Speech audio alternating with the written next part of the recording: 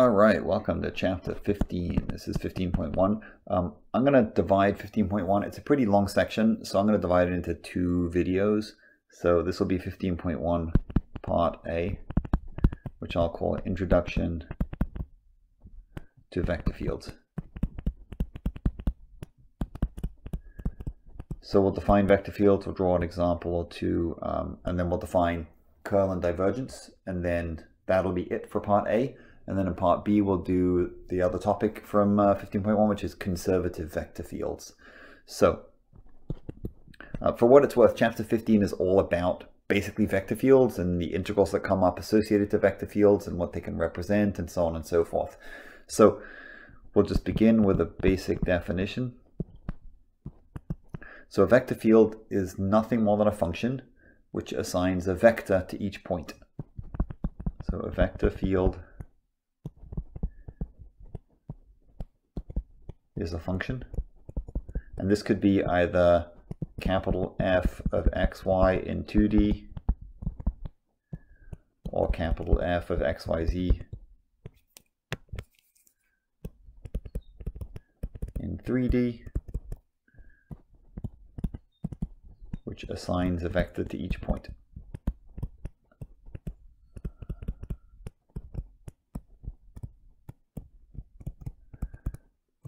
So for example, something like f bar of xy is, say, xy I plus y squared j. This is in 2D.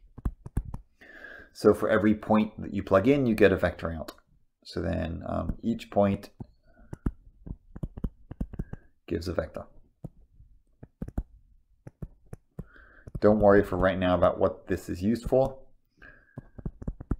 We'll see that in a second when we have a good picture.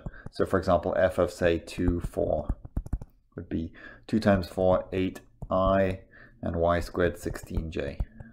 And so that's the vector that gets assigned to that point. So sketching. Once we sketch one of these, we'll have a really good idea of what they can be used for. So to sketch it, what you do is basically you plug in a whole boatload of points. Each point gives you a vector, and then you plot each vector at the point that gave it to you. So plug in lots of points. Each point gives a vector.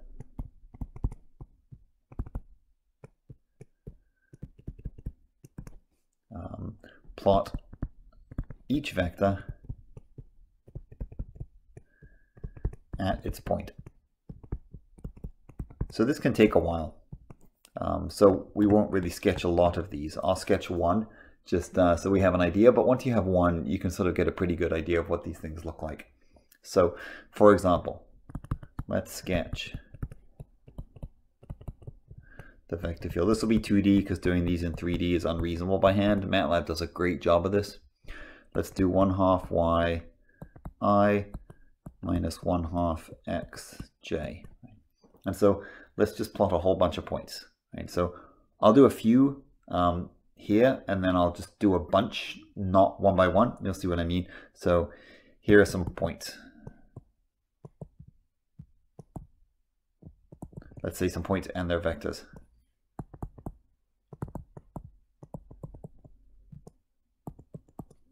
So say f of 0, 0 is obvious. That's the 0 vector. 0i plus 0j. Because when you plug it in, you get 0 minus 0, or 0i minus 0j. Then if we plug in some nearby points, like 1, 0, all right, so we get 0i minus 1/2 j. I'll do a couple more. Let's say 0, 1. We get 1/2 I plus 0j. And if we do, say, f of 1, 1, we get 1/2 I minus 1/2 j.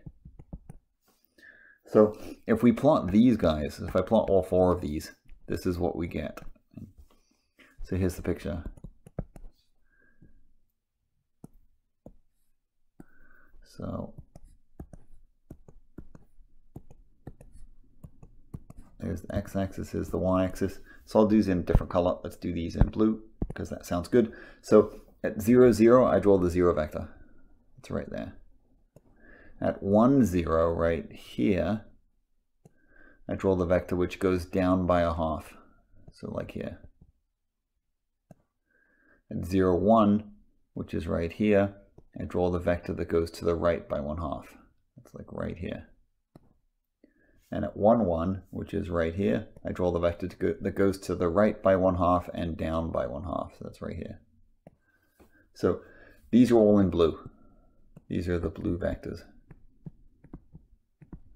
The reason I say that is I'm going to sort of pause this now and I'm going to draw a boatload more vectors just so we can get an idea of what everything looks like overall. So I'm going to do the other ones, let's say in green. No, just so we can sort of distinguish between the ones that you saw me draw and the ones that I'm about to do offline.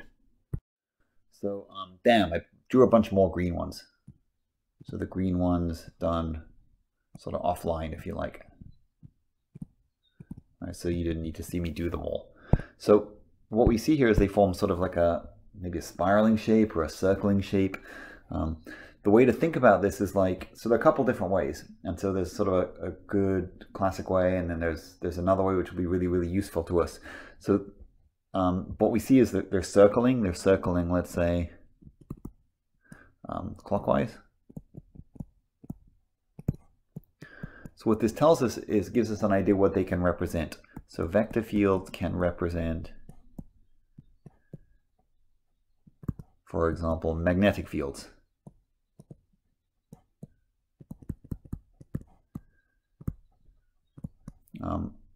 Let's say electromagnetic fields.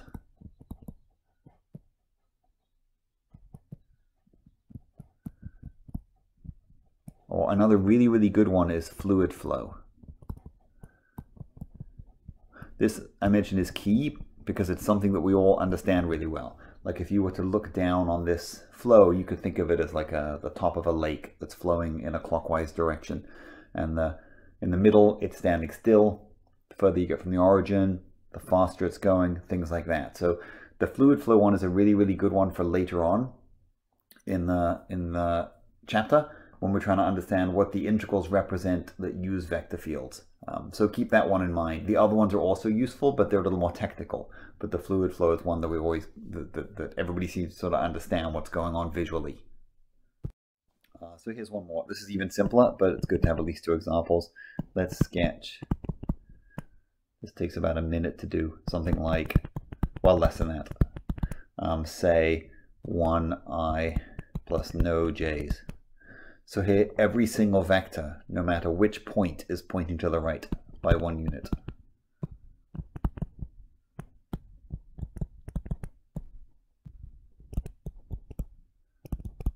Right, no matter where they're located. So if we were to sketch this thing, and for what it's worth, I'm only drawing these at the integer points, like 0, 0, 1, 1, etc. But these points are everywhere, or rather, these vectors are everywhere. So like this vector, like every single point that you can possibly plug in gets a vector pointing to the right by 1 unit. So this is a really good one for thinking about fluid flow. Because we can think of this like a river that's flowing to the right at like a constant velocity for every single point. So think flow. It's a really good thing to think about. So that's the first thing. That's a definition of a vector field, how we sketch one, and what we can think about them representing. So second thing here in this section is associated definitions.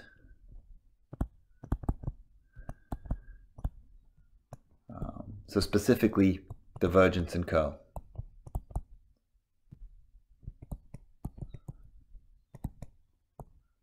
And then the other definition, which is a conservative vector field, we're going to leave that to part B. So both these definitions assume that I have a vector field. I'm going to put it in 3 dimensions and I'll make a comment on what happens in 2 dimensions. So for a vector field F equals mi, so the m and the n and the p, those are just placeholders. That's just so I can say like, hey, I'm going to do something with the sort of coefficient of the I, if you like, right? So we can define the following. So I'm going to define each of these, divergence and curl, and then I'm going to do an example, and then I'm going to tell you what it represents visually. And then there are a couple of terms that go with these. So the divergence, A,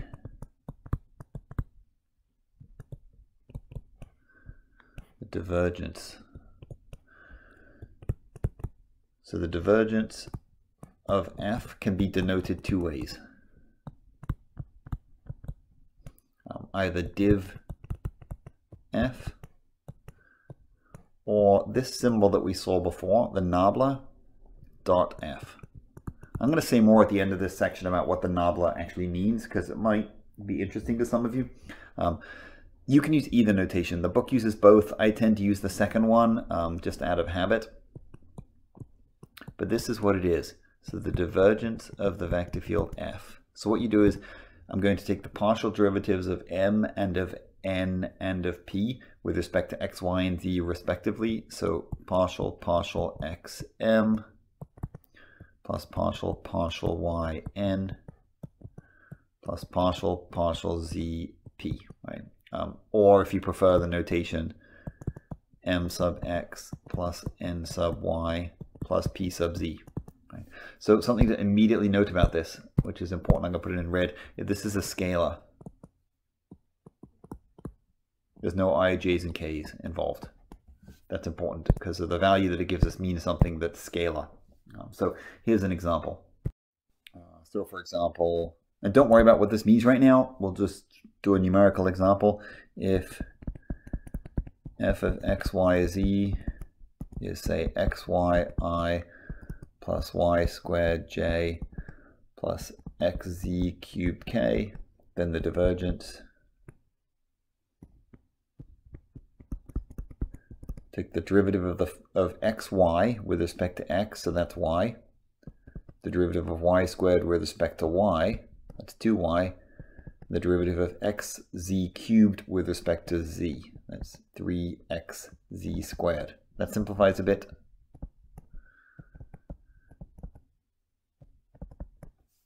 And then we can plug in points, because this is still a function.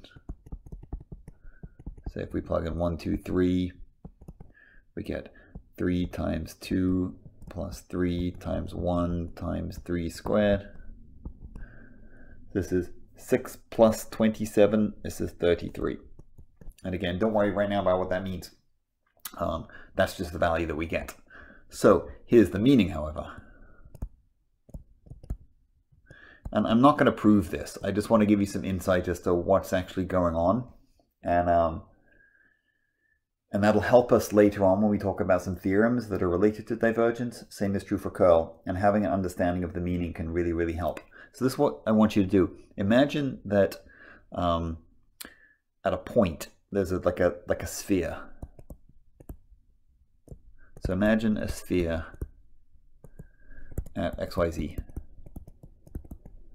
So if F is a fluid,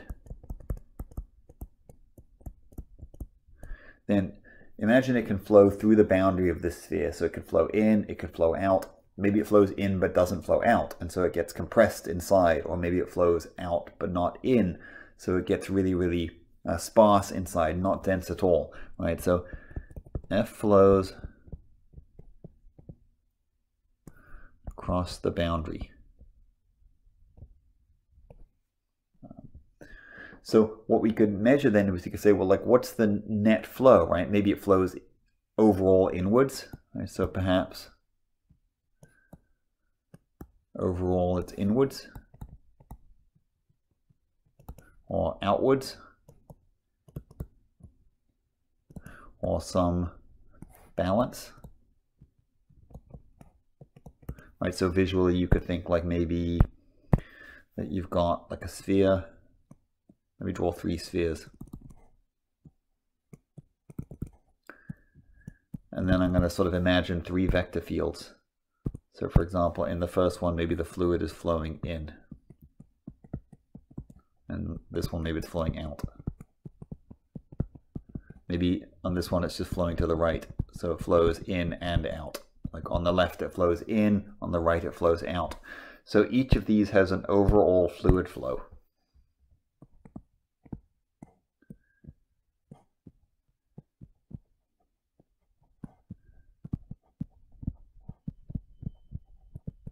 So that value is what the divergence measures.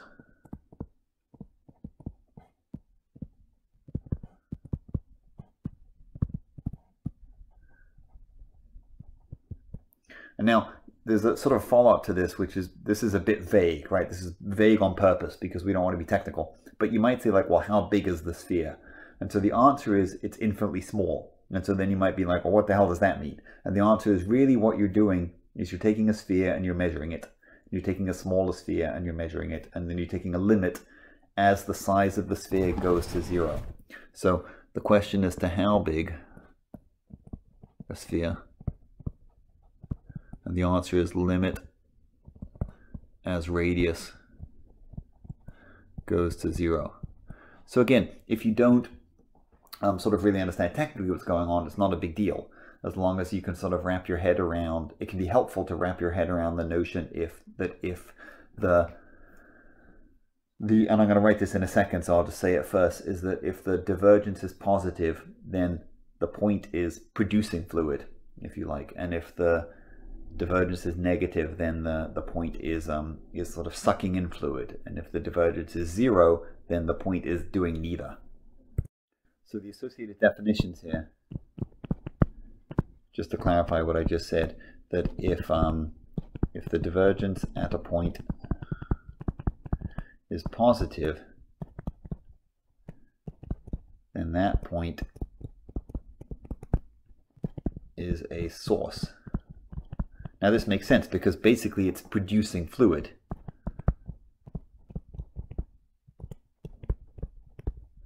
Or magnetic strength or something, but the fluid idea sort of makes really good sense here.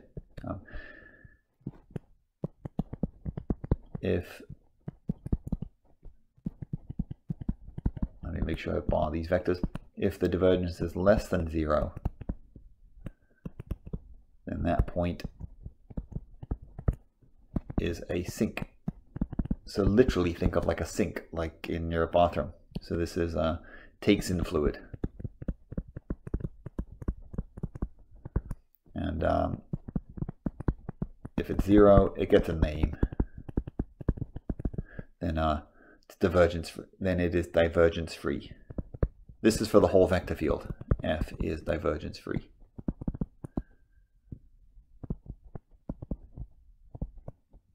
This term won't come up a lot, but I just wanted to mention it.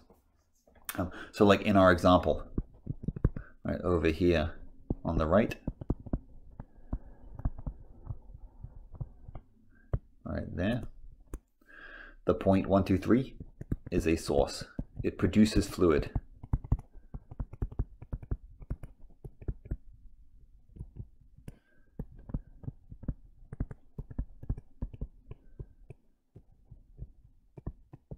This is because the divergence is greater than 0. So that's divergence. The second one is what's called the curl. Right? So the curl of F bar. So again, this can be denoted one of two ways. This could be denoted either by writing curl F, or the nabla again, but with a cross product.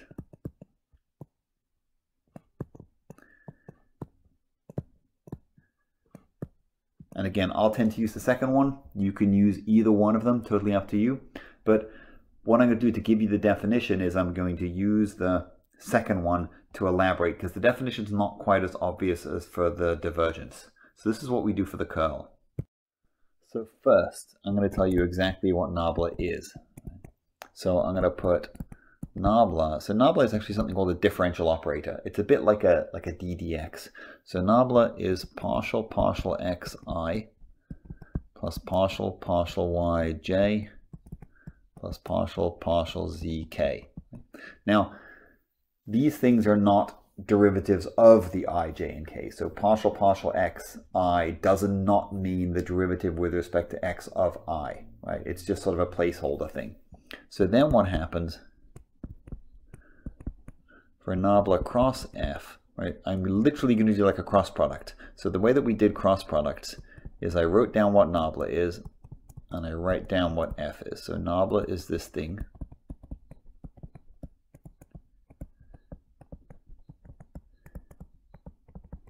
And f we denoted mi plus nj plus pk. Then I'm going to cross them, but when I multiply, I'm going to do the derivative it says.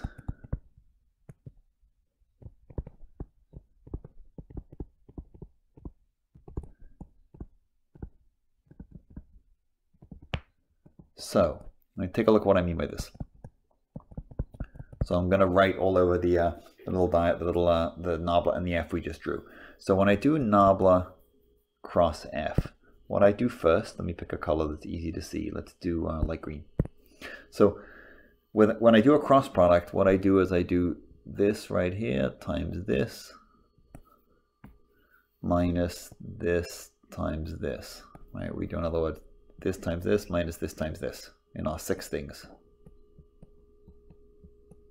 That's to get the I component. So when I do that, I'm going to do that, but I'm going to take the partial derivatives that result and not the products. So in other words, I get partial p partial y minus partial n partial z. That is the I component. Then we write down a minus. And then we do the same thing, but with, let me use a different color, let me use pink. But I do this guy times this guy minus this guy times this guy. And when I do multiplication, I do the derivatives. So this turns out to be partial p partial x minus partial m partial z. That's the next down there. This is the j. And for the last one, we hide the k's and we do partial n partial x minus partial m partial y. So here's the thing, is you can, if you want, memorize this thing. Right? Like for all, you know, if you have a great memory and you want to memorize this, go for it. Right? So memorize if you wish.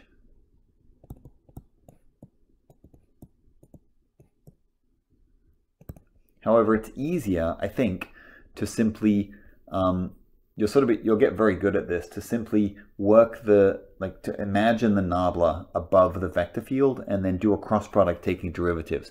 So better, maybe, I mean, it's better for me because I have a terrible memory, but better for me is to imagine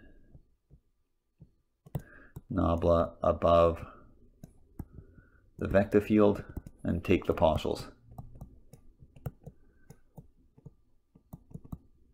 via a cross product. Right? So let me give you a specific example. So let's say f of x, y, z is, say, for example, x, y, I plus x squared z, j plus, say, z squared k. Right? So to do the kernel of f, this is what I picture. So I'm going to rewrite the f, but you don't need to. I'm going to picture this guy as floating above the vector field. But here I'm going to rewrite it, just because for the first time. Here's the vector field.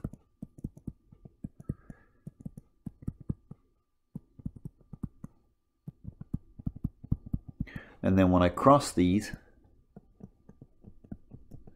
I do the partial derivatives that I know I have to do.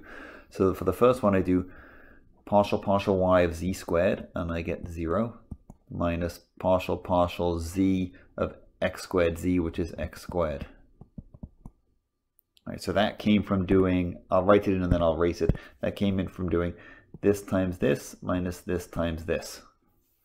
So then we do minus, go back to black.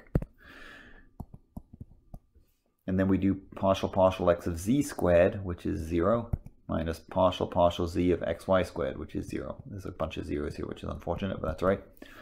So that's a result of doing this times this minus this times this, but taking partials.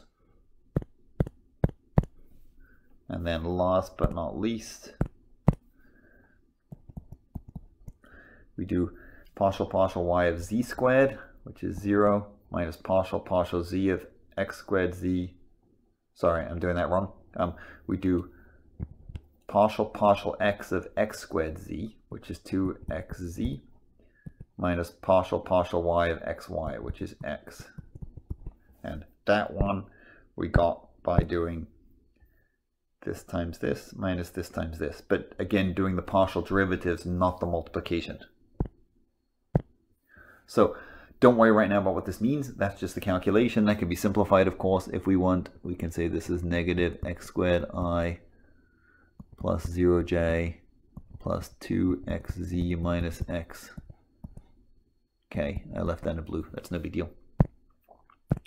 And that's the result. So same thing, I'm going to explain what it means. And then I'm going to say one final thing about the curl that's related to 2 dimensions. And then I'm going to finish off with a comment about the whole nabla thing. Actually, before I tell you what this represents, the last thing I want to make sure that you realize, you've seen it because we did an example, is that this is a vector. Right, so the divergence gives you a scalar, but the curl gives you a vector. Right? Now, here's the meaning. So I want us to go back to like the very small example, the very small sphere example. So again, imagine a small sphere at xyz. So the fluid, right? So you want to imagine that this sphere is fixed in location, but it can rotate. Right? Suppose the location is fixed, but it can rotate.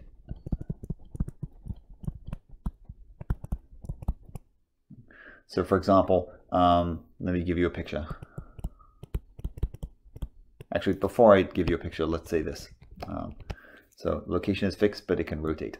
So the fluid, depending how it's flowing, might cause it to rotate. So if the fluid causes it to rotate, then it has an axis of rotation.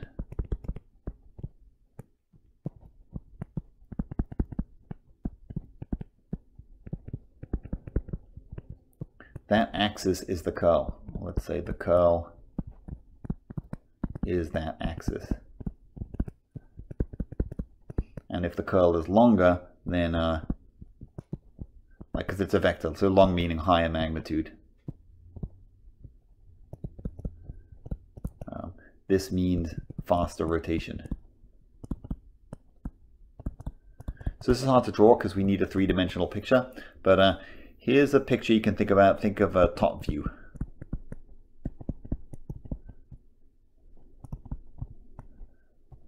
So what I want you to imagine is you're looking down at the situation. And so you've got this sphere, and you've got this vector field, which is maybe, say, going this way and this way.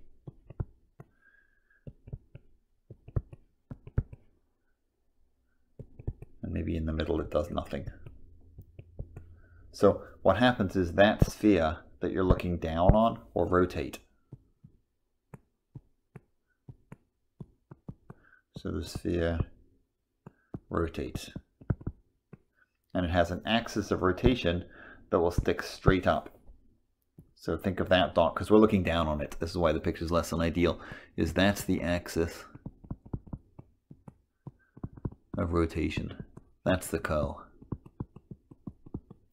So in that sense, the divergence can be thought of as measuring turbulence in a way, because sort of the faster that these points are spinning, the more turbulent the fluid is.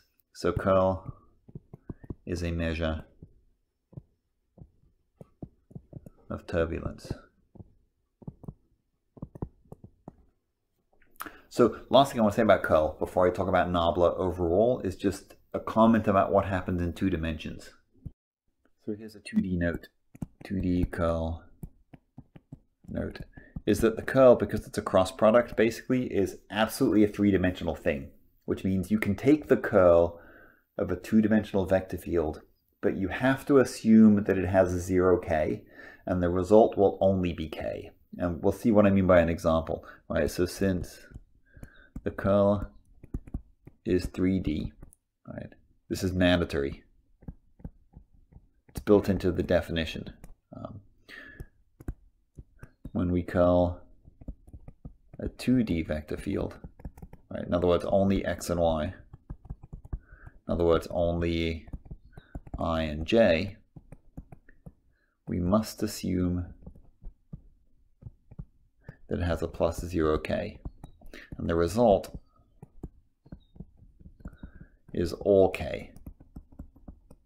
So just to see what I mean by that, is suppose we have, if f is, say, let's be really clear, f of xy is x squared y cubed I plus x, let's say x minus y squared j. So when I do the curl, let me write the nabla here this last time.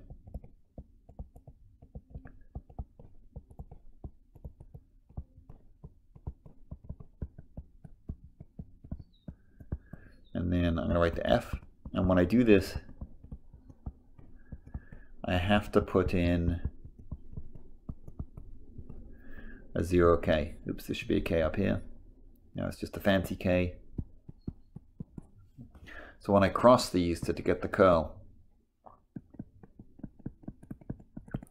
so I do partial y of 0 minus partial z of x minus y squared, right? So I do, let me do this in pink again. I do this times this minus this times this. And you see that when I do that, I get 0 minus 0, because both of those things will be 0. So we get 0 minus 0i. When I do the j component, we do, I'll write on it and then I'll unwrite on it. I do this times this, which is 0, and I do this times this, which is also 0, because there are no z's in it. And so if we do that, we get 0 again, or 0 minus 0 to be specific. And then when we do the last one, then we don't get 0 necessarily, because we do, for the k component, we do this times this minus this times this. Right? Do the relevant partials. And when we do that, we get partial x minus y squared, which is 1, minus partial y, x squared y cubed, which is 3x squared y squared k. So notice this is all k.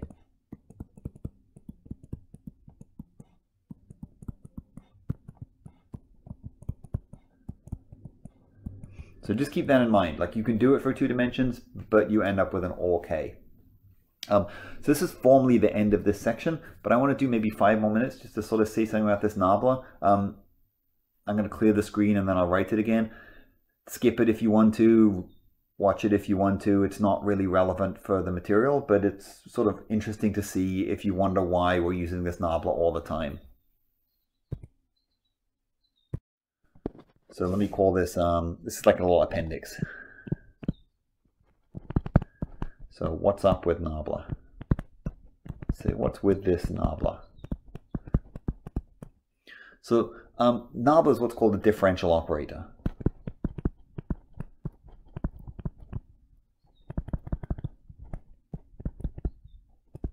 Which is a fancy way of saying that it's an operator which takes derivatives. Now, this might seem a little weird to you, but it's not, because you've used them for years. So something like d dx is a differential operator.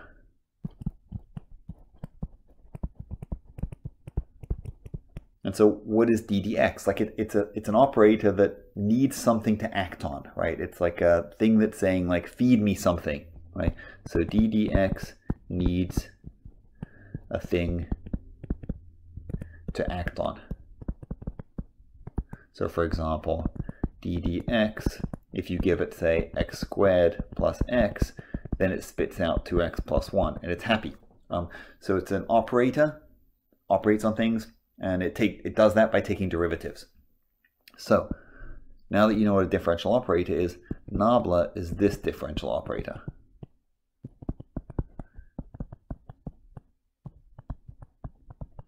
So we've seen this guy, this nabla, at least. We've seen it in 3 different places now. We saw it in divergence way back earlier in the course.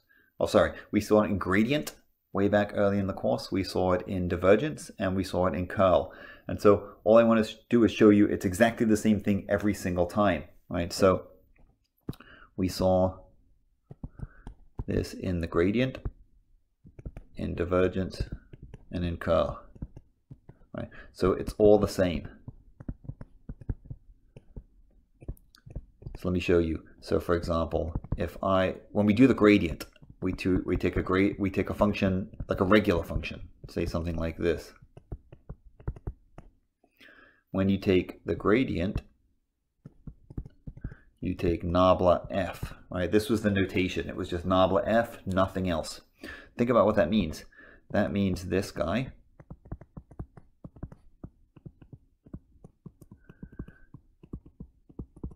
this is a vector and a function, right? So let me actually put in the function.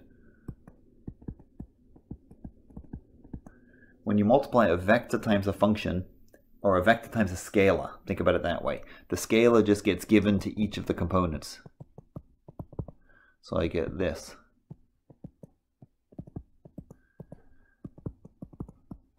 So I basically distribute it amongst all the components.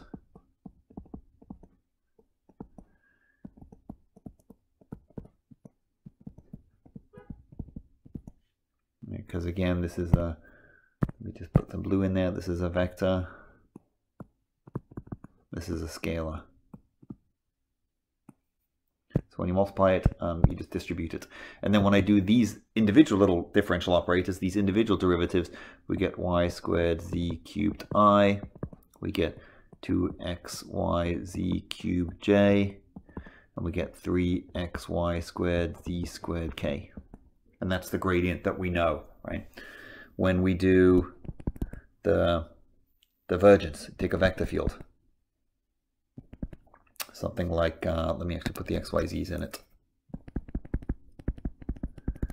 We take something like, let's say x, y, I plus x squared z, j plus x plus z, k.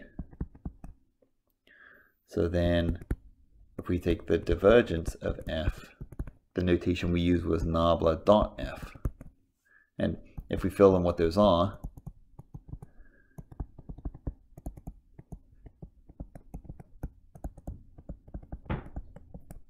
and then we fill in the vector field,